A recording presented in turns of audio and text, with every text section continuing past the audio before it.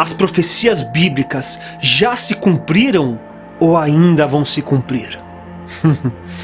É claro que tem muitas profecias que já se cumpriram, e outras que ainda vão se cumprir, e outras que estão prestes a acontecer. Mas eu quero falar de um texto específico que gera polêmica porque tem gente que acredita: não, isso aí já aconteceu no ano 70 depois de Cristo. E tem outras pessoas que afirmam: não, isso ainda vai acontecer no futuro. Que é o texto de Mateus 24 ou Marcos 13, que são muito semelhantes, e eu quero ler para detalharmos e entendermos: isso ainda vai acontecer ou já aconteceu? Vou ler Mateus 24 a partir do verso 15, que diz: assim, quando vocês virem o sacrilégio terrível, do qual falou o profeta Daniel no lugar santo. Quem lê, entenda. Então, os que estiverem na Judéia, fujam para os montes. Quem estiver no telhado de sua casa, não desça para tirar dela coisa alguma. Quem estiver no campo, não volte para pegar o seu manto. Como serão terríveis aqueles dias para as grávidas e para que estiverem amamentando. Ore para que a fuga de vocês não aconteça no inverno e nem no sábado. Eu creio que esses versos têm a ver com aquilo que Jesus falou no verso 1 e 2 a respeito do templo. Pois ele diz que o templo será destruído e que não ficará pedra sobre pedra. E no verso 3 os discípulos perguntam: quando que isso vai acontecer? E esses versos aqui indicam quando vai acontecer e que isso é tempo de fugir. Então eu creio sim que esses versos está se tratando do ano 70 depois de Cristo. Quando o general Tito vem, domina Israel, domina Jerusalém e faz aquela destruição, matança, prende muita gente através do Império Romano, liderado pelo imperador Vespasiano no ano 70 depois de Cristo. Sim, eu creio que isso já aconteceu. Porém, eu também acredito que tudo isso ainda vai acontecer. Como assim? Olha, esse texto ainda deixa bem claro, e eu vou mostrar isso, que coisas do passado, profecias que já se cumpriram no passado, ainda vão se repetir no futuro, até que o ápice da profecia se cumpra. Isso, é disso mesmo que eu falei. Coisas do passado, profecias que já aconteceram, ainda vão se repetir até que se cumpra na totalidade a profecia. Esta analogia de coisas do passado que vão se repetir no futuro, Jesus mesmo faz no verso 15. Veja só. Assim, quando vocês virem o sacrilégio terrível, do qual falou o profeta Daniel no lugar santo. Quem lê, entenda. Quem lê o texto de Daniel, que entenda. Jesus está falando aqui do sacrilégio terrível, que pode ser traduzido também como abominação da desolação. É uma profecia de Daniel que já se cumpriu no ano de 168 antes de Cristo. Antes de Cristo, isso já havia se cumprido. Abominação terrível, a desolação da abominação que aconteceu no Templo de Israel. No ano 168 a.C., veio o exército da Síria que dominou o povo de Israel. A Judéia ali foi dominada e aconteceu que eles proibiram os cultos judaicos, as cerimônias judaicas foram proibidas, todas as cerimônias, e no templo foi colocado um altar a um deus pagão e era feito sacrifício de porcos dentro do templo de Israel, e o porco é um animal imundo.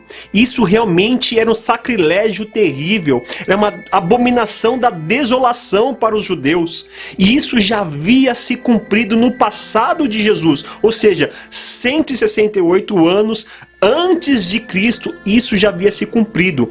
Mas no texto Jesus fala isso do passado como se fosse acontecer no futuro, e realmente ia acontecer no futuro, e era exatamente esse o sinal para os judeus fugirem. Este era o sinal que haveria de destruição do templo. Olha só, Jesus diz assim: quando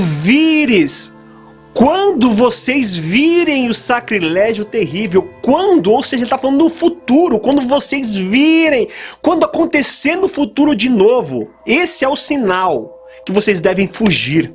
Quando vocês virem o templo sendo invadido e destruído, este é o momento de fugir e nem olhar para trás. Quem estiver no telhado, foge. Quem estiver no campo, foge. Quem estiver na Judéia, vai para as montanhas. Este é o sinal.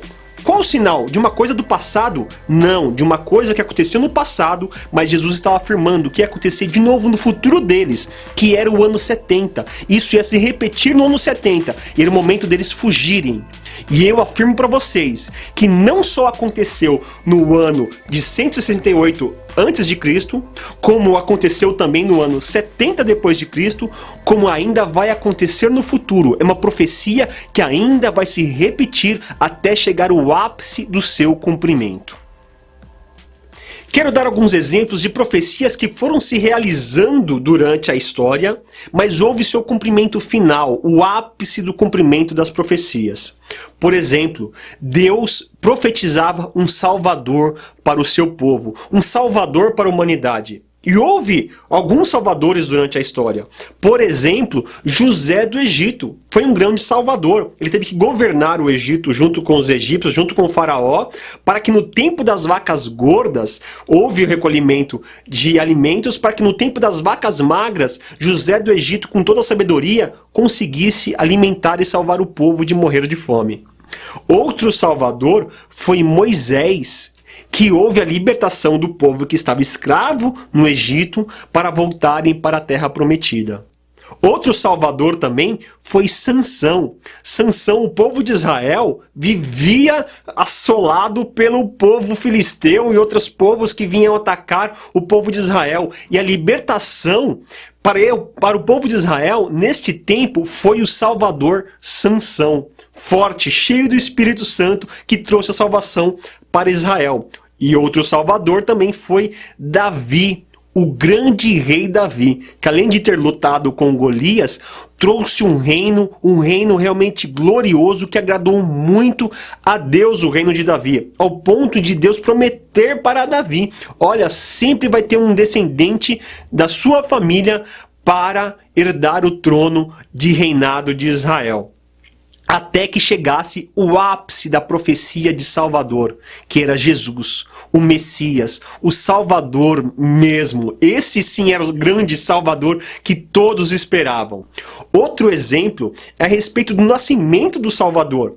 O nascimento do Salvador, através de Isaías, no capítulo 7, no verso 4, fala que ele nasceria de uma mulher virgem. O profeta Isaías profetizava assim, mas antes do profeta Isaías falar sobre isso, a história já fazia uma profecia como essa. Por exemplo, a mulher de Abraão, a Sara, já era uma mulher idosa, com 90 anos, estéril, impossível dar à luz a uma criança. Mas Sara, com 90 anos de idade, gerou o seu único e primeiro filho, que foi Isaque. Uma mulher estéril, idosa. Outra mulher que não poderia ter filho e teve foi a mãe de Sansão. Ela era estéril, mas apareceu um anjo e avisou: olha, você vai ter um filho. Avisou também o pai: você vai ter um filho. E nasceu o Sansão, que foi um dos salvadores, que nasceu de uma mulher estéril. Outra mulher estéril que não podia ter filhos foi a Ana. A Ana vivia sempre humilhada, mas Deus ouviu a sua oração e ela gerou um filho que ela doou para a igreja ainda, que foi o profeta Samuel. A mulher estéril Ana, que não podia ter filhos, teve um filho que foi o profeta Samuel, depois teve outros filhos. E também outra mulher estéril foi a Isabel, a esposa de Zacarias, que gerou, na sua velhice, já era idosa, e também estéril, não podia gerar um filho. E nasceu então João Batista do ventre da Isabel. Até que chegou o ápice das profecias. A Maria, a Virgem Maria, a mulher que era virgem, impossível gerar um filho. Mas gerou o Salvador, o Messias. O grande Salvador nasceu de uma mulher que era virgem. Você viu só o cumprimento das profecias até chegar ao ápice? Outro cumprimento é o próprio sacrifício de Jesus. Porque mais do que Jesus vir para a terra, mais do que ele nascer de uma mulher virgem, a coisa mais importante que ele tinha para fazer era ser sacrifício no nosso lugar. E isso se revelou durante a história também. Por exemplo, quando Adão e Eva pecou e estavam ali, se sentiram nus, envergonhados, Deus fez roupas de pele de animais para cobrir Adão e Eva. Ou seja, houve sacrifício de animais para cobrir a vergonha de Adão e de Eva. O primeiro sacrifício já para perdoar pecados. Também tem um sacrifício que realmente ele exemplifica o filho único, que era o filho de Abraão. Abraão, na sua velhice, tinha o seu único filho, o filho da promessa, mas Deus pede, quer o sacrifício do seu filho. E Abraão, fiel, foi entregar o seu filho como sacrifício de morte para Deus. Mas claro, Deus amoroso, ele não queria a morte de Isaac. Tanto é que Isaac não morreu, o sacrifício não se consumou, porque Deus tinha um sacrifício maior, que era o seu filho único. Outro exemplo de sacrifício é quando o povo de Israel estava lá como escravos no Egito, e na última praga que teve do Egito, a ordem era: matem um cordeiro, sacrifiquem um cordeiro e se alimentem desse cordeiro. Era o cordeiro pascual, na qual eles iam passar o sangue nas portas. E o sacrifício desse cordeiro para a libertação do povo de Israel simbolizava o Cordeiro de Deus que ia ser morto, que era Jesus. E toda a lei de Moisés que mostrava vários sacrifícios para pedir perdão dos seus pecados, tudo apontava para o sacrifício final de Jesus na cruz. E Jesus, sim, foi o sacrifício ápice, foi a profecia realmente de toda a morte que nós merecíamos. Jesus cumpriu na cruz. Foi o sacrifício final. Se cumpriu a profecia ali de sacrifício por nós em Jesus Cristo, naquela cruz na qual ele morreu e verteu o sangue por nós. Mas o que nós queremos realmente falar é sobre a grande tribulação e sobre a besta do Apocalipse, não é? E sobre isso também houve acontecimentos no passado semelhantes à grande tribulação, homens semelhantes ao anticristo, mas ainda vai se cumprir no futuro o grande ápice deste momento mais terrível da Terra. Por exemplo, que nós já falamos, no ano de 168 a.C., houve ali o exército sírio que proibiu a religião judaica, proibiu o sacrifício e fez ali um altar a um deus pagão dentro do templo, matando porco como sacrifício para outros deuses. Foi um momento terrível para o povo judeu, com muitas mortes, o sangue também para todo lado. Quem viveu naquela época e conhecia as profecias apocalípticas de Daniel a respeito do fim, com certeza teria falado: estamos no tempo do fim. E esse aí é o grande iníquo, é o terrível que vai vir e estamos chegando no fim. Mas não era. Muita coisa ainda tinha para acontecer. E podemos falar também do Império Romano. O Império Romano, houve grandes perseguições contra os cristãos. Podemos falar até do ano 70, onde Jerusalém foi destruída. O Templo de Israel foi destruído. E um grande líder ali romano, o imperador romano famoso, foi o Nero, um homem maluco, terrível, que até incendiou Roma e pôs a culpa nos cristãos. Matava os cristãos aos montes, tanto por gladiadores, por feras nos coliseus. Queimavam eles vivos. O Nero fazia tocha humana com cristão para iluminar a cidade. Realmente era um doido. Quem viveu nesta época, com certeza falou: estamos vivendo o tempo do Apocalipse. E o tempo do fim chegou. Mas sabemos que não chegou o fim. E também outra época de trevas foi a época papal, onde os papas já não eram simplesmente um líder religioso, mas era um líder político fortemente mais forte do que os reis da época. Então quem queria ser papa não é quem queria ser religioso, é quem queria poder. O poder do papa na era medieval era tão grande que eles mandavam em tudo, e quem desobedecesse às regras papais era condenado à tortura e à morte. Só para você ter uma ideia, existiam alguns povos que tentavam escapar das leis do catolicismo, da lei do Papa. Por exemplo, os valdenses, os catarismos, eles fugiram para as montanhas, fugiram para algum canto, mas quando eram descobertos, acabavam com a cidade, matavam os líderes, torturavam eles. A igreja papal, uma igreja cristã, proibia o povo de ter a Bíblia. Era proibido traduzir a Bíblia para a língua do povo. Era proibido ter algum livro sagrado. Era proibido citar algum verso bíblico. Quem viveu nessa época e que era proibido fazer aquilo que realmente agradava a Deus e tinha que realmente acatar tudo o que o Papa, do que aquela liderança religiosa política mandava, quem viveu nessa época com certeza falava: este aí é a besta do Apocalipse, estamos vivendo a era do fim. Mas sabemos que foi um tempo terrível, um tempo das trevas a essa era medieval, mas não era o tempo do fim, o mundo não acabou. E houve momentos mais terríveis, por exemplo, o tempo das guerras. Houve a Primeira Guerra Mundial, muitas mortes, fome, terrível. A Segunda Guerra foi pior ainda, onde houve um personagem de destaque, o Hitler. As pessoas achavam ele um grande líder, inteligente, fantástico, que trazia um grande exército e a vitória. Mas nós sabemos o quanto ele era diabólico, o quanto ele era terrível. No campo de concentração, quantas pessoas morriam, quantos judeus foram mortos nos campos de concentração. Ele fazia experiência científica com os seres humanos, fazia experiência científica com grávidas, com os bebês que estavam dentro da barriga das grávidas. Ele era realmente um cara doido, que torturava sem se importar com as vidas. Um cara terrível. O momento terrível foi a Segunda Guerra. Mais de 60 milhões de pessoas foram mortas. 2 bombas atômicas foram lançadas no Japão. Muita gente morreu. Foi um dos momentos mais terríveis da Terra. Vocês viram que os acontecimentos foram piorando? Mas ainda vai chegar o ápice do terror. O ápice, o momento mais terrível, onde realmente vai surgir a besta do Apocalipse e haverá a grande tribulação, o momento mais terrível da Terra, como nunca houve e nem jamais haverá.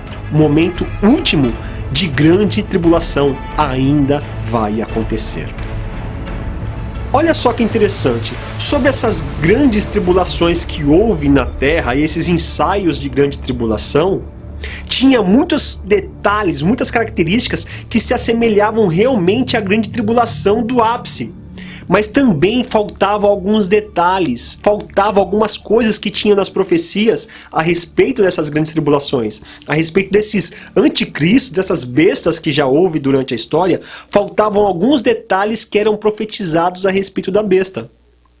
Não era completo. Tudo vai se completar com todos os detalhes de grande tribulação e da besta no ápice da grande tribulação e da besta do Apocalipse, que ainda vai acontecer. E um dos detalhes mais importantes da grande tribulação é realmente o final da grande tribulação. Se você ler o Mateus 24, você vai ver que o final da grande tribulação é a volta gloriosa de Jesus. Jesus vai voltar de forma gloriosa, visível, onde todo mundo vai ver. Jesus vai recolher todos os seus escolhidos de todos os cantos da terra para ficar junto com ele. Este é o momento mais importante e é o final da verdadeira grande tribulação. O final da grande tribulação tem que acontecer dessa forma, a volta de Jesus gloriosa. E nenhuma dessas tribulações que houve na história do planeta teve a volta de Jesus, onde todo mundo enxergou e o reino de Cristo veio para a Terra. Isso não aconteceu. Só vai acontecer na grande tribulação, ápice, o final. O grande acontecimento mais terrível da Terra. O final realmente é com a volta de Jesus. E é interessante que Jesus sabia que haveria esses acontecimentos sem a volta de Jesus, que era só um ensaio da grande tribulação. E sobre isso ele deixou alguns avisos. Vejam só no texto de Mateus 24. Então vamos ler Mateus 24, a partir do verso 15 mesmo. Assim, quando vocês virem o sacrilégio terrível, do qual falou o profeta Daniel no lugar santo, quem lê, entenda. Então os que estiverem na Judéia, fujam para os montes. Quem estiver no telhado de sua casa, não desça para tirar dela coisa alguma. Quem estiver no campo, não volte para pegar o seu manto. Como serão terríveis aqueles dias para as grávidas e para as que estiverem amamentando. Orem para que a fuga de vocês não aconteça no inverno nem no sábado, porque haverá tão grande tribulação como nunca houve desde o princípio do mundo até agora, e nem jamais haverá. Se aqueles dias não fossem abreviados, ninguém sobreviveria, mas por causa dos eleitos, aqueles dias serão abreviados. Agora olha só o alerta de Jesus a respeito da aparição dele. Se então alguém lhes disser: vejam, aqui está o Cristo, ou ali está ele, não acreditem, pois aparecerão falsos cristos, falsos profetas, que realizarão grandes sinais e maravilhas, se possível, enganar até os eleitos. Vejam que eu os avisei antecipadamente. Jesus já nos avisou.